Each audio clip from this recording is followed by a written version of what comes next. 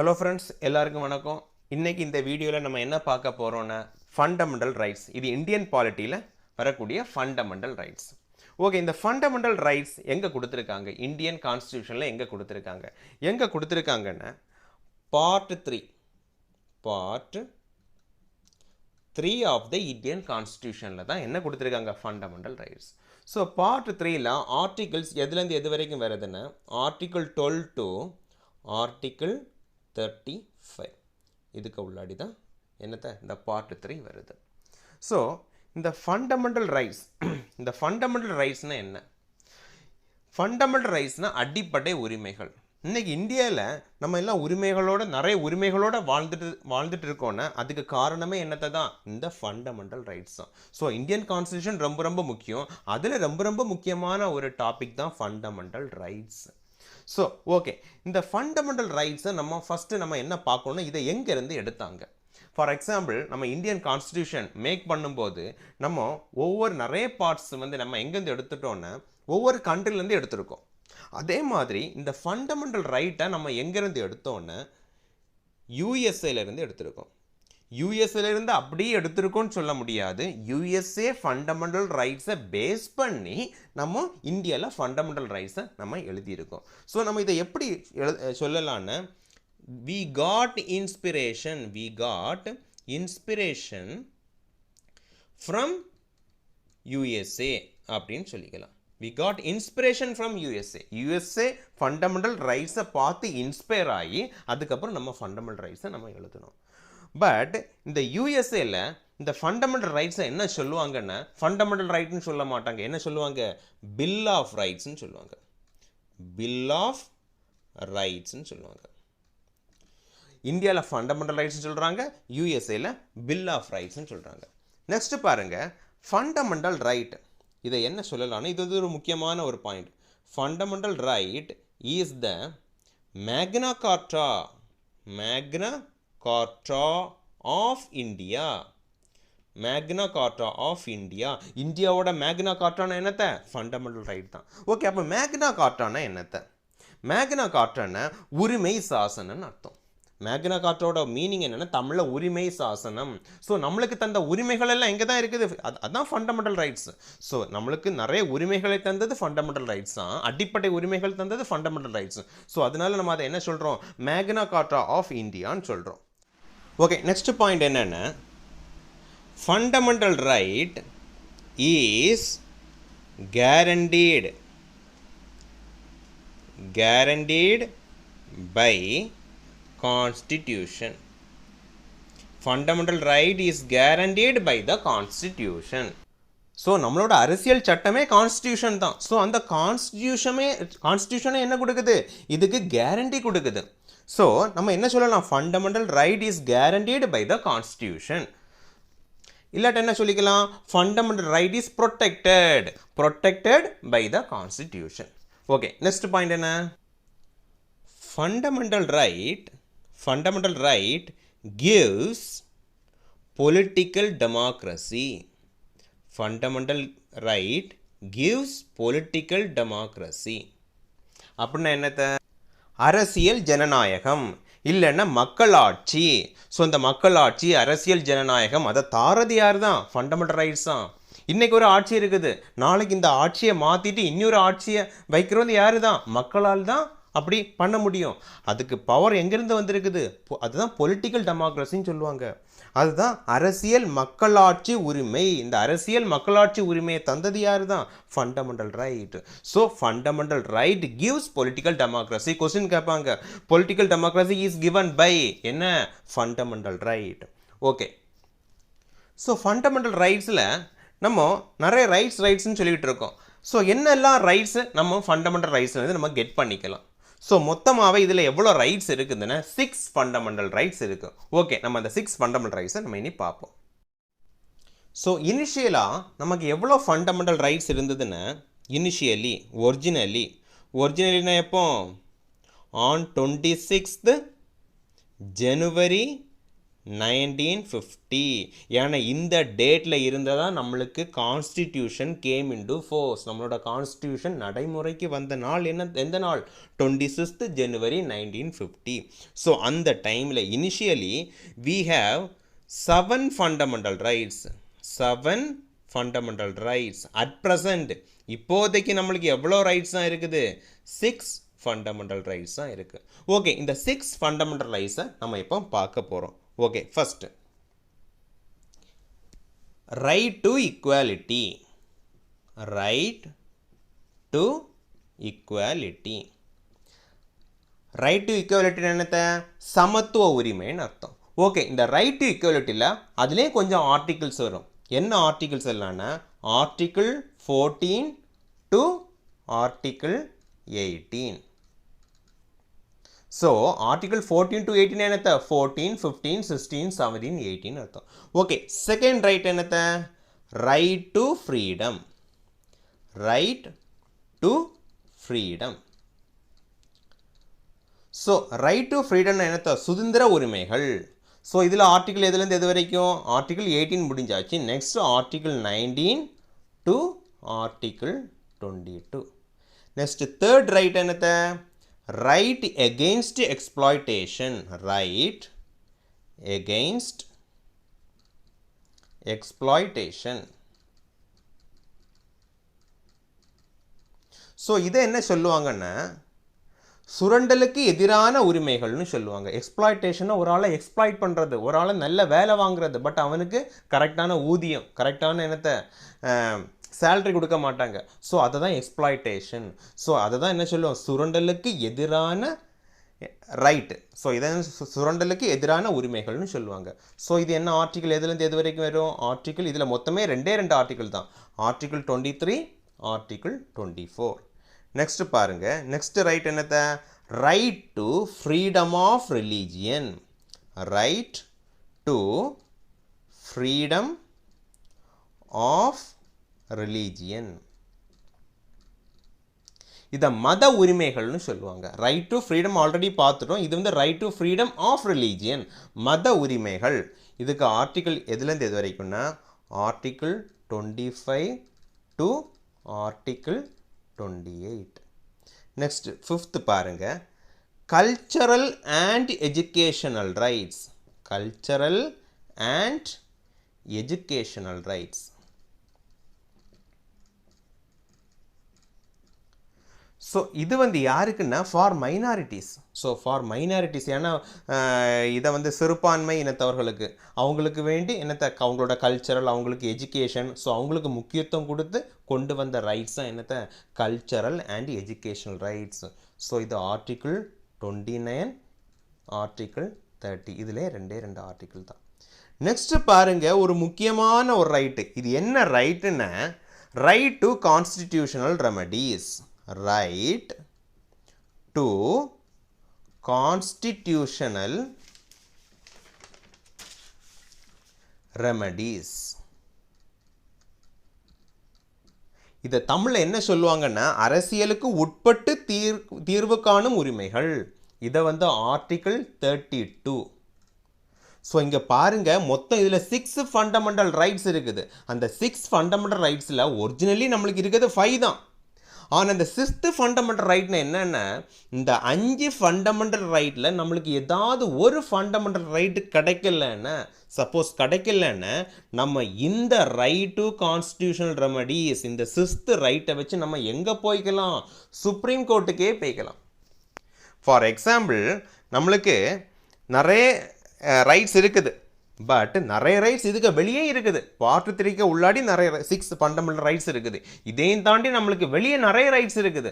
அந்த ரைட்ஸில் நம்மளுக்கு கிடைக்காம போனால் நம்மளுக்கு சுப்ரீம் கோர்ட் வரைக்கும் போக முடியாது. சுப்ரீம் கோர்ட்டில் டைரெக்டாக போக முடியாது.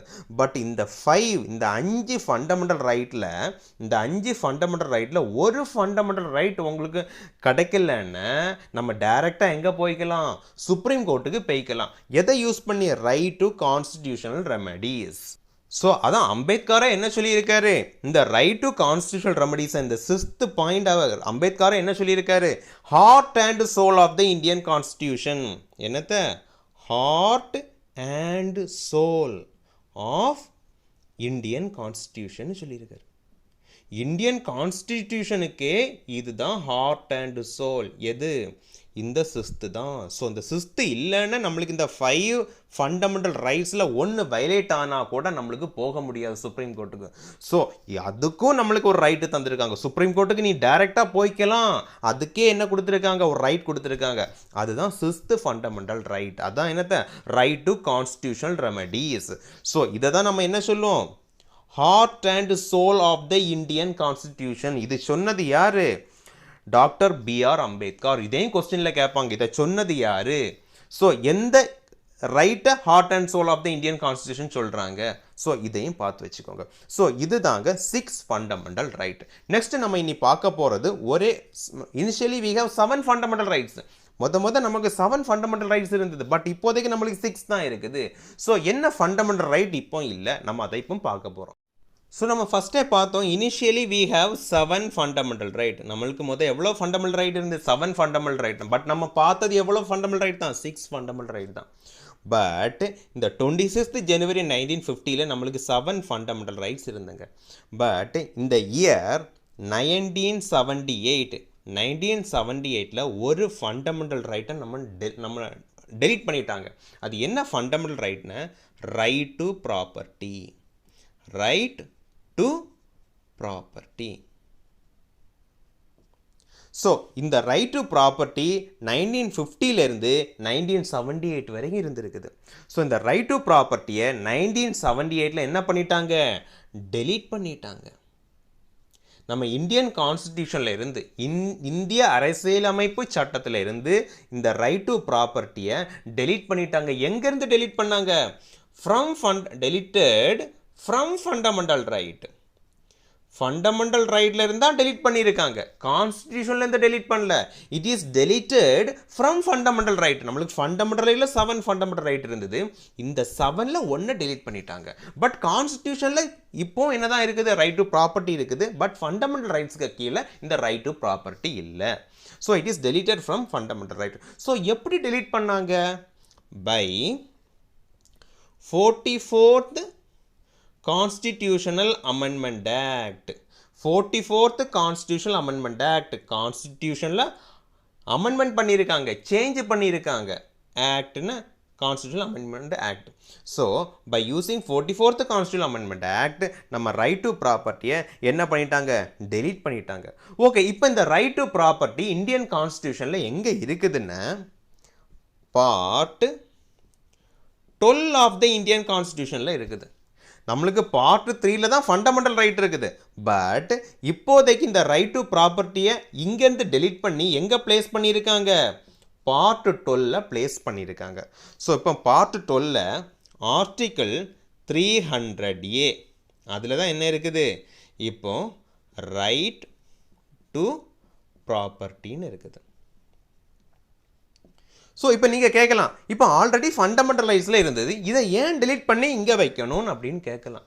நான் ஃபஸ்ட்டே சொல்லிட்டேன், ஃபண்டமெண்டல் ரைட்ஸுக்கு கீழே எந்த ரைட்ஸ் எல்லாம் இருக்குதோ அதில் ஒன்று உங்களுக்கு எலிமினேட் ஆகிட்டுன்னு நீங்கள் நேராக சுப்ரீம் கோர்ட்டுக்கு போய்க்கலாம். பட் இப்போ இந்த ரைட் டு ப்ராப்பர்ட்டி எங்கோட்டு வச்சுட்டாங்க, லீகல் ரைட்டாக மாற்றிட்டாங்க. பார்ட் 12க்கு கீழே இருக்குது. இதுவும் ஒரு ரைட்டு தான், ரைட் டு ப்ராப்பர்ட்டி நான் ரைட்டுன்னு இருக்குது. But now it is a legal right. Now it is a legal right. இப்போதைக்கு ரைட் டு ப்ராப்பர்ட்டின்னு சொல்லக்கூடியது ஒரு சாதாரண ஒரு சட்டம் தான், it's a legal right. But முன்னாடி என்னதான் ரைட் டு ப்ராப்பர்ட்டின்னு சொல்லக்கூடியது ஃபண்டமெண்டல் ரைட். ஸோ ஏன் ஃபண்டமெண்டல் ரைட்லேருந்து டெலீட் பண்ணாங்க? ஏன்னா முன்னாடி ஒரு ஆள்கிட்ட தான் நிறைய ப்ராப்பர்ட்டி இருக்கும், மேக்ஸிமம் நிறைய ப்ராப்பர்ட்டி கொஞ்சம் பேரான ஆட்கள்கிட்ட தான் இருக்கும். மோர் தென் 95% ஆஃப் ப்ராப்பர்ட்டி யார்கிட்ட தான் இருக்கும், ஒரு 5 to 10% பீப்புள்கிட்ட தான் இருக்கும். வேறு யார்ட்டுமே அவ்வளோ ப்ராப்பர்ட்டி கிடையாது. அதையும் தாண்டி இன்றைக்கி ஒரு கவர்மெண்ட் ஒரு வெல்ஃபேர் மெஷர் பீப்புளுக்கு கொண்டு வராங்க. மக்களுக்கு ரோடு வேணும், ரோடு இருந்தால் தான் ஒரு இடத்துலேருந்து இன்னொரு இடத்துக்கு போக முடியும். ஸோ ரோடு போடும்போது அப்போ ஒரு ஆளோட ப்ராப்பர்ட்டியை நம்ம என்ன எடுக்கணும், கான்ஃபிஸ்கேட் பண்ணணும், நம்ம அதை எடுக்கணும். ஸோ நம்ம ஒரு கவர்மெண்ட் ஒருத்தனோட நிலத்தை எடுக்க போகும்போது அந்த நிலத்தில் உள்ள ஓனர் என்ன செய்வான், நேரம் சுப்ரீம் கோர்ட்டுக்கு போயிடும். சுப்ரீம் கோர்ட் என்ன சொல்லும், ஏன்னாப்பா இவன் ரைட் டு ப்ராப்பர்ட்டி ஃபண்டமெண்டல் ரைட்ஸில் இருக்குது, ஸோ அவனுக்கு அந்த உரிமை கொடுத்தாகணும். ஸோ அதனால் சொல்லிட்டு நம்மளுக்கு கவர்மெண்ட்டு இந்த வெல்ஃபேர் நலத்திட்டங்கள் மக்களுக்கு செய்ய முடியலை. ஸோ அதனால என்ன பண்ணிட்டாங்க, ரைட் டு ப்ராப்பர்ட்டியை ஃபண்டமெண்டல் ரைட்ஸில் இருந்து லீகல் ரைட்டாக மாற்றிட்டாங்க. ஸோ ஃபண்டமெண்டல் ரைட்லேருந்து லீகல் ரைட்டாக மாற்றிட்டாங்க. ஸோ இதுதான் இதோட ரீசன். இப்போ நீங்கள் கேட்கலாம், ஃபண்டமெண்டல் ரைட்டுக்கும் லீகல் ரைட்டுக்கும் என்ன வித்தியாசம்?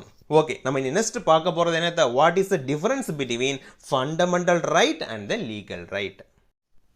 Okay, fundamental right, legal right இதோட வித்தியாசம் என்ன? ஓகே, ஃபர்ஸ்ட் பாயிண்ட் பார்ப்போம்.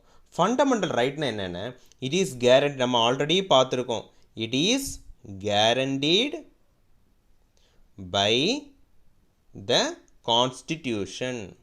It is guaranteed by the constitution. So fundamental ரைட்டுக்கு உத்தரவாதம் கான்ஸ்டிடியூஷனே கொடுக்குது. இதோட உத்தரவாதம் யாரு கொடுக்குறா, இதோட கேரண்டி யாரு கொடுக்குறா, கான்ஸ்டிடியூஷனே கொடுக்குது. பட் லீகல் ரைட்ஸ், ஸோ நம்மளுக்கு நிறைய ஃபண்டமெண்டல் ரைட்ஸும் இருக்குது, லீகல் ரைட்ஸும் இருக்குது. ஸோ லீகல் ரைட்ஸ்னு என்னத்த, it is guaranteed, it is guaranteed by the law. லானா ஆர்டினரி லா, நம்ம எம்பிஸ் எம்எல்ஏ செலக்ட் பண்ணுவாங்கல்ல, ordinary law, simple majority. So இதுதான் ordinary law. So it is guaranteed by the law, அந்த law தான் guarantee பண்ணும். But இங்கே பார்த்தீங்கன்னா இதை கேரண்டி பண்ணுறது யாரு, கான்ஸ்டியூஷனே, நம்ம அரசியலமைப்பு சட்டமே இதுக்கு கேரண்டி கொடுக்கு. அது ரொம்ப ரொம்ப பவர்ஃபுல். இதை விடக்கு இதுதான் ரொம்ப ரொம்ப பவர்ஃபுல். இன்னைக்கு கவர்மெண்ட் நினைச்சா இந்த லாயை மாற்றலாம், பட் இதில் இதை மாற்றவே முடியாது, அவ்வளோ சீக்கிரமாக மாற்ற முடியாது. ஆனால் இதை ஈஸியாக மாற்றிக்கலாம். So fundamental right is more powerful than legal right. யாருக்கு, சிட்டிசன்ஸுக்கு. நெக்ஸ்ட் பாருங்க, next point.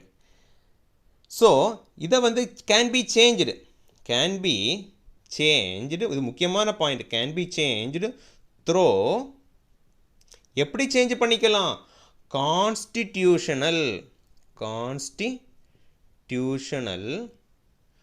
Amendment act, constitutional amendment act. அது எப்படி, by using article 368. So article 368 use பண்ணி அப்போ தான் என்னத்த, கான்ஸ்டியூஷனை நம்மளுக்கு சேஞ்ச் பண்ண முடியும். ஸோ கான்ஸ்டியூஷனல் அமெண்ட்மெண்ட் ஆக்ட்னா அவ்வளோ ஈஸி கிடையாது. இதில் என்னத்த, வி நீட் ஸ்பெஷல் மெஜாரிட்டி, நம்மளுக்கு ஸ்பெஷல் மெஜாரிட்டி வேணும், நிறைய மெம்பர்ஸோட அப்ரூவல் வேணும். ஃபார் எக்ஸாம்பிள், இன்னைக்கு பார்லிமெண்ட்டில் இன்னைக்கு ஒரு கான்ஸ்டியூஷன் அமெண்ட்மெண்ட் கொண்டு வர போகிறாங்கன்னா அதுக்கு ஸ்பெஷல் ஆர்டிகல் 368ல் அதுக்கு ஸ்பெஷல் மெஜாரிட்டி வேணும், நிறைய மெம்பர்ஸ் ஓட்டு போடணும். ஸோ இது கான்ஸ்டியூஷனல் அமெண்ட்மெண்ட் ஆக்ட் பண்ணுறதுக்கு ரொம்ப ரொம்ப கஷ்டம். ஸோ அவ்வளவு ஈஸியாக மாற்றிட முடியாது. ஓகே, அப்படியே நம்மளுக்கு ஃபுல் மெஜாரிட்டி இருந்தால் கூட, நல்ல மெஜாரிட்டியோடு இதை பாஸ் பண்ணால் கூட, முக்கியமான ஒரு விஷயம் பேசிக் ஸ்ட்ரக்சர்னு ஒரு இது உண்டு, பேசிக் ஸ்ட்ரக்சர். இந்த பேசிக் ஸ்ட்ரக்சரை மாறாமல் நம்ம என்ன பண்ணிக்கணும், இந்த ஃபண்டமெண்டல் ரைட்டை வேணால் மாற்றிக்கலாம். ஒரு அடிப்படை தன்மை இருக்குது, நம்ம இந்தியன் கான்ஸ்டியூஷனுக்கு ஒரு அடிப்படை தன்மை இருக்குது. அந்த அடிப்படை தன்மை மாறாமல் தான் என்ன மாற்றணும், இந்த ஃபண்டமெண்டல் ரைட்டை மாற்றலாம். ஃபார் எக்ஸாம்பிள், இந்த கான்ஸ்டியூஷன் அமெண்ட்மெண்ட் ஆக்ட் படி மாற்றும் போது இதோட பேசிக் ஸ்ட்ரக்சர் மாறிட்டுன்னு சுப்ரீம் கோர்ட்டு இன்டர்வீன் ஆகும், சுப்ரீம் கோர்ட்டு கேள்வி கேட்கும். சுப்ரீம் கோர்ட் கேள்வி கேட்டு என்ன பண்ணிடும், இந்த சட்டமே செல்லாதுன்னு கூட சொல்லிடும். ஸோ அதனால ஃபண்டமெண்டல் ரைட்டுக்கு மோர் பவர் உண்டு. ஸோ கான்ஸ்டியூஷன் அமெண்ட்மெண்ட் ஆக்ட் படி சேஞ்ச் பண்ணிக்கலாம், பட் பேசிக் ஸ்ட்ரக்சர் சேஞ்ச் ஆகாமல் நம்ம என்ன பண்ணணும், இதை மாற்றணும். ஓகே, இதில் லீகல் ரைட்டில் என்னென்னா, it can be changed, can be changed by normal legislative law, normal legislative law. இதுக்கு ஒரு சிம்பிள் மெஜாரிட்டி இருந்தால் கூட இந்த லாவை நம்ம சேஞ்ச் பண்ணிக்கலாம். பட் இதுக்கு ஸ்பெஷல் மெஜாரிட்டி வேணும், ஆர்டிகல் 368. அதுவும் பேசிக் ஸ்ட்ரக்சர் சேஞ்ச் ஆகாமல் நம்ம என்ன பண்ணணும், ஃபண்டமெண்டல் ரைட்டை சேஞ்ச் பண்ணணும். அப்படின்னா மக்களுக்கு ரொம்ப என்னத்தை, ஃபார் எக்ஸாம்பிள் பேசிக் ஸ்ட்ரக்சரை சேஞ்ச் ஆகிட்டுனா அது வந்து மக்களுக்கு ரொம்ப என்னத்தை, ஒரு தீங்கு வர்றது மாதிரி இருக்கும். ஸோ அதனால் என்ன சொல்கிறாங்க, பேசிக் ஸ்ட்ரக்சர் சேஞ்ச் ஆகாமல் நீங்கள் சேஞ்ச் பண்ணிக்கலாம்.